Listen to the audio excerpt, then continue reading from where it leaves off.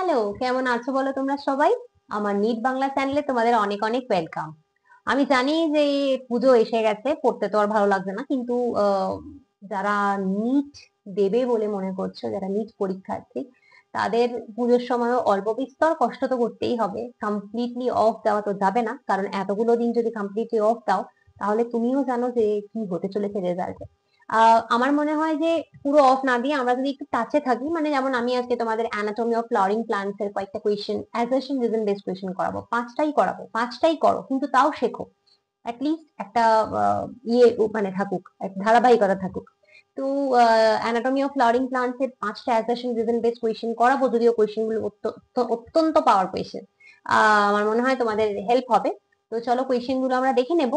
আর যদি তুমি আমার চ্যানেলে নতুন হচ্ছ, চ্যানেলটা সাবস্ক্রাইব করতে পারো। ভিডিওগুলো ভালো লাগলে লাইক কমেন্ট শেয়ার করতে ভুলো না। তোমার নিট জার্নিতে আমি কন্টিনিউয়াস তোমার পাশে থাকবো। এনসিইআরটি বেসড এমসিকিউ রোজ দিন আমি তোমাদের জন্য আনি, তোমরা জানো। তো কোয়েশ্চেন গুলো দেখে নেওয়া যাক। যারা তোমরা ইউটিউব বা অন্য কোথাও থেকে দেখছো, তোমরা অবশ্যই এইগুলো স্ক্রিনশট নিয়ে নিও, কারণ কোয়েশ্চেন গুলো তোমাদের ডেফিনেটলি হেল্প করবে তোমাদের নিটের জন্য। যারা আমার পেইড ব্যাচে পড়ছো, তাদের এগুলো পিডিএফ আমি দিয়ে দিয়েছি অলরেডি। তোমাদের কাছে সমস্ত প্রশ্নগুলো রয়েছে, তোমাদের আর এগুলো স্ক্রিনশট নেওয়ার দরকার নেই। দেখো, অ্যাসারশন রিজন বেসড কোয়েশ্চেন কিভাবে করতে হয় আমরা জানি যে একটু কঠিন হয়ে যায় আমাদের জন্য। নিটে কিন্তু অ্যাসারশন রিজন বেসড কোয়েশ্চেন আজকাল প্রচুর আসছে। তো ধরো একটা তোমাকে আমি শিখাই যে কিভাবে করতে হবে, যদিও আগেও আমি প্রচুর শিখিয়েছি। তো দেখো, এখানে প্রথম অ্যাসারশনটা বলছে যে the outside of the epidermis is covered with a waxy thick layer called the cuticle. এপিডার্মিসের বাইরের দিক একটি মোম জাতীয় পুরু স্তর দ্বারা আবৃত থাকে, একে কিউটিকল বলে। প্রথমত তো তোমাকে বুঝতে হবে যে এই যে স্টেটমেন্টটা, এটা ঠিক না ভুল। তো এটা অবশ্যই ঠিক, কারণ আমরা জানি যে এপিডার্মিসের বাইরের দিকে একটা মোমের মতন লেয়ার থাকে, সেটা যথেষ্ট পুরু ঠিক লেয়ার, যেটাকে কিউটিকল বলে। তাহলে এটা ট্রু স্টেটমেন্ট। ওকে। রিজনে বলেছে, দেখো, cuticle prevent the loss of water. Cuticle উদ্ভিদ দেহ থেকে জলের মোচন রোধ করে। ঠিক না ভুল? এটাও ঠিক, কারণ আমরা জানি কিউটিকলের কাজ কি। কিউটিকলের কাজ হচ্ছে প্লান্ট থেকে যে জল বেরিয়ে যায়, সেটা যাতে না বেরোয় সেটাকে ব্যবস্থা নেওয়া। দুটোই ঠিক। এবার এই অ্যাসারশন রিজন বেসড কোয়েশ্চেন গুলো আমাদের প্রবলেম হয় এরকম হলে, যখন দুটো স্টেটমেন্ট ঠিক হয়ে যায়। একটা স্টেটমেন্ট ঠিক, একটা স্টেটমেন্ট ভুল হলে সমস্যা হয় না, দুটো ঠিক হলে সমস্যা হয়ে যায়, কারণ তখন আমরা বুঝতে পারি না যে অপশন এ হবে না অপশন বি হবে। R is the correct explanation of A হবে না R is not the correct explanation of A হবে। দুটো স্টেটমেন্টই ঠিক তো বুঝলাম, কিন্তু আর এর সঠিক ও যথাযথ ব্যাখ্যা হবে না আর এ সঠিক ও যথাযথ ব্যাখ্যা নয় হবে।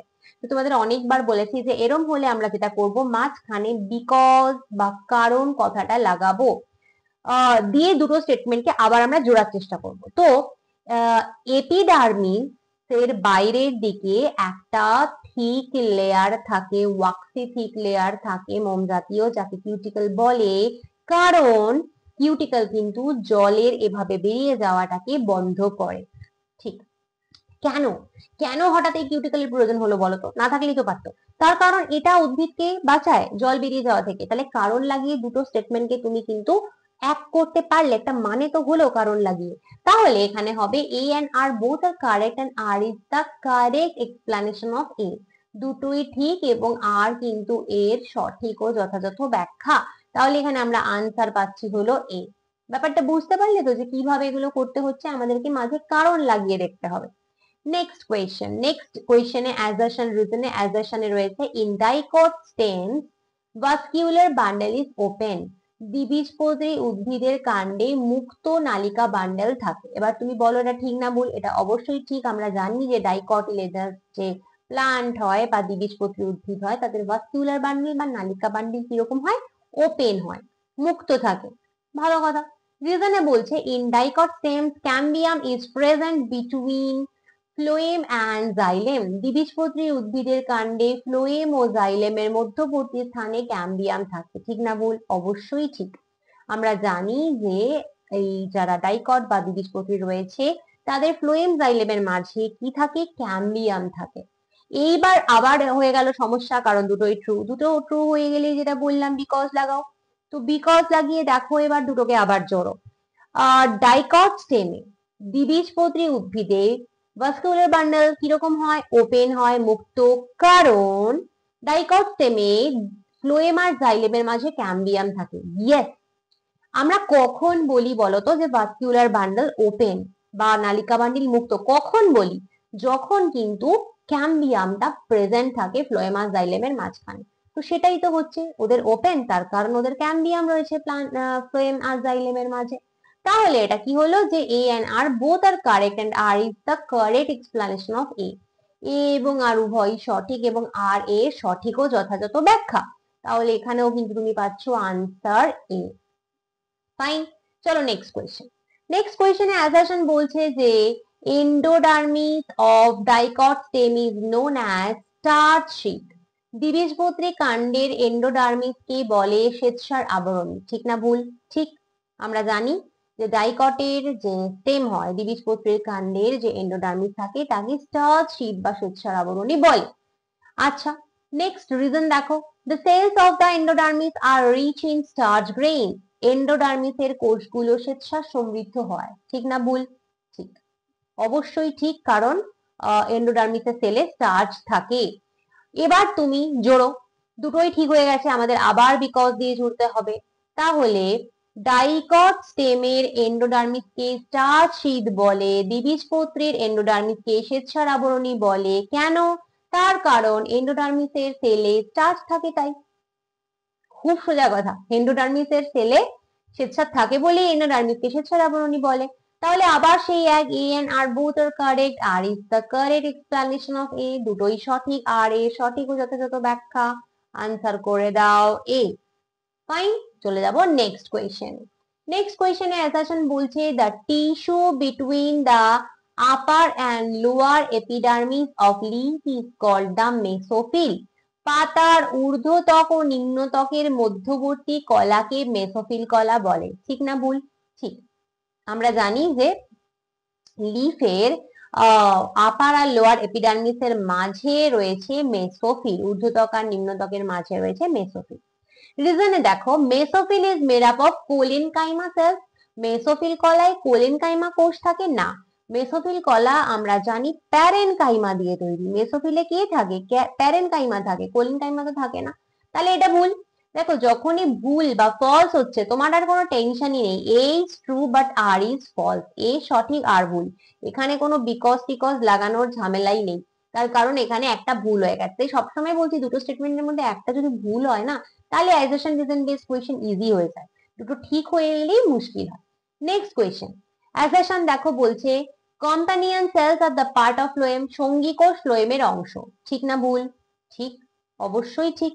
আমরা জানি যে ফ্লোয়েমেই কম্পানিয়ন সেল বা সঙ্গী কোষ রয়েছে। নেক্সট রিজনে বলছে sieve tubes are part of xylem. Sieve নল জাইলেমের অংশ? না না না, সিভ টিউব কার অংশ, কার পার্ট? ফ্লোয়েম। সিভ টিউব বা সিভ নল কিন্তু জাইলেমের পার্ট নয়, ফ্লোয়েমের পার্ট। তাহলে আবার হচ্ছে এটা ভুল, আর আবার সেই একই, একটা ভুল হলে কোনো ব্যাপার নয়, easy. A is true but R is false. A সঠিক আর ভুল। তাহলে আনসার হচ্ছে সি। এটাই বললাম, জাস্ট 5টা প্রশ্ন এনেছি, কিন্তু তাও তো কিছু শিখলে, শেখা তো হলো। এই ধারাবাহিকতাটা মেনটেন করা নিজের জন্য সব থেকে বেশি প্রয়োজন, যে কিছু শেখো, কিছু পড়ো, রোজ পড়ো। ঠিক আছে? আচ্ছা, এরকম প্রচুর প্রশ্ন তুমি যদি বাংলা ইংলিশ দুটো ভাষায় প্র্যাকটিস করতে চাও, প্রত্যেক চ্যাপ্টার ধরে ধরে পিডিএফ পেতে চাও, you can join my paid batch. Next ইয়ারের নিটের জন্য বায়োলজি অনলাইন পেইড ব্যাচ যদি তুমি জয়েন করতে চাও করতে পারো। আমার ব্যাচের ডিটেইলস তোমাকে এখানে একবার দিয়ে দিচ্ছি। এবারে তোমাকে আমি বলবো, যারা তোমরা নিট 2026 এবং নিট 2027 দিচ্ছ এবং আমার biology online paid batch enroll করতে চাইছো, তারা এনরোল করতে পারো। খুব তাড়াতাড়ি এনরোল করে নাও। তোমরা 100% NCERT best full syllabus class 11 class 12 এর সমস্ত চ্যাপ্টারের রেকর্ডেড লেকচার্স আমার কাছে পাবে। ফুল সিলেবাস ক্লাস 11 ক্লাস 12 এর পিডিএফ নোটস, এবং সেটাও কিন্তু বাংলা এবং ইংলিশে আমার কাছে পাবে। চ্যাপ্টার ওয়াইজ এমসিকিউ প্র্যাকটিসের পিডিএফ প্রচুর পাবে বাংলা এবং ইংলিশে, ঠিক যেরকম এখানে এক্সাম্পল দেখালাম। এইভাবে প্রত্যেক চ্যাপ্টার থেকে প্রচুর তুমি বেঙ্গলি ইংলিশ পিডিএফ পাবে, এবং চ্যাপ্টার ওয়াইজ টেস্ট তুমি আমার কাছে দিতে পারবে বাংলা ইংলিশ দুটো ভাষায়। ফুল সিলেবাস টেস্ট দিতে পারবে বাংলা ইংলিশ দুটো ভাষায়। তাই নিট যেইভাবে এক্স্যাক্ট তুমি দেবে সেভাবে বায়োলজি কমপ্লিট প্র্যাকটিস তোমার কিন্তু আমার কাছে হয়ে যাবে। এবং আমার ব্যাচের আনলিমিটেড ভ্যালিডিটি, তুমি যদি ক্লাস 11-এ পড়ো তুমি জয়েন করতে পারো, ক্লাস 12-এ পড়ো জয়েন করতে পারো, যদি ড্রপার হও তাও জয়েন করতে পারো। যতদিন না নিট তুমি পাচ্ছ ততদিন তোমাকে আর কোনো দিন কোনো টাকা পয়সা দিতে হবে না, ততদিন তোমার সাথে আমি আছি, ততদিন আমার কোর্স তোমার সাথে আছে। এটার আনলিমিটেড ভ্যালিডিটি একবারই, শুধুমাত্র জয়েন করার সময় তোমার আমাকে দিতে হবে ₹1000 হাজার টাকা তোমার আমাকে দিতে হবে একবারই জয়েন করার সময়। তারপর থেকে এটার আনলিমিটেড ভ্যালিডিটি, আর কোনো দিন কোনো এক্সট্রা টাকা পয়সা তোমার কাছে চার্জ করা হবে না। যতদিন না নিট পাচ্ছ ওই 1000 টাকাতেই এভরিথিং তোমার হয়ে যাবে। যদি এনরোল করতে চাও 9019765145 এই নাম্বারে তুমি হোয়াটসঅ্যাপ করতে পারো, হোয়াটসঅ্যাপ করে তুমি ডেফিনেটলি নিট কোর্সে এনরোল করতে পারো। চলো আজকে আসছি, পরের দিন অন্য কোনো ভিডিও নিয়ে আসবো। Bye bye.